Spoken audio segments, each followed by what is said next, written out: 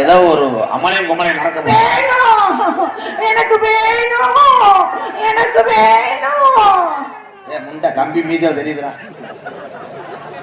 ஓ முகரைக்கு இத்தத்தண்டி மீசையை கவிட்டு வரேன் பிரச்சாரிய வர மாதிரி போடா.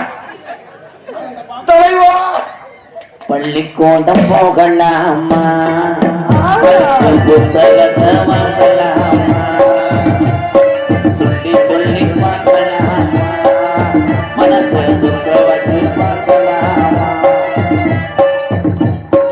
எல்லோருக்கும் புருஷன் கூட இப்படி செஞ்சிருக்க மாட்டாங்க. அடியே சென முண்டை என்னங்க